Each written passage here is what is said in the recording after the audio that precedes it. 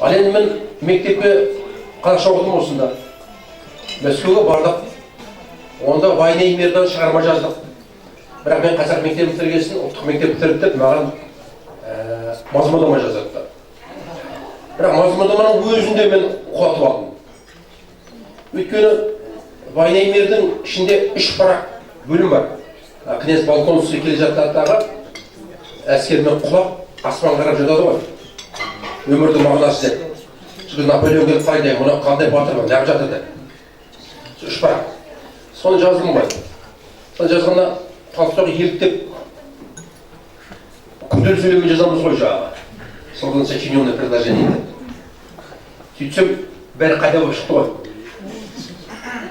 Содан кейін не істейміз енді? Мен кету керек. Сөйтіп бара жатсам, ол кезде жаңағы қабылдық комиссия 12-ші этажда, МГУ-дің 12-ші этажында, МГУ-ді білесіздер ғой. 30 этаж үлкен. Содан лифтіге отырсам, бір орыс келесті. Че ты грустишь деп менен сұрады.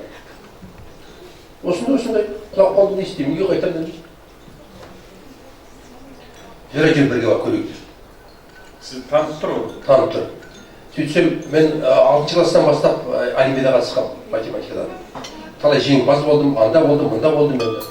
Содан есімде қалған екен. Осын келіп көріп, мұнда апелляция деген болады. Яғни арыз жазып, сен жаз деді. Мен жазып беріп едім.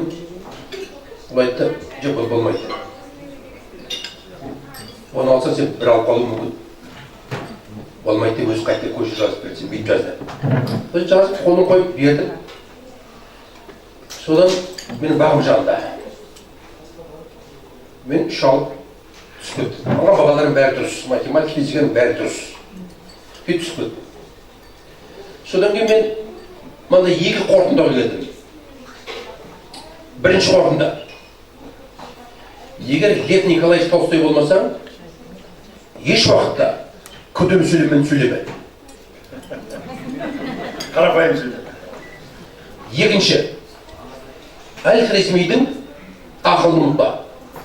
Керісті оң айналдыра отырыс. Кемшілікті артық айналдыра отырыс. Болды. Менің өмірлік ұстанымым осы. Сонымен өмір сүріп келемін әзірге шейін, иншалла.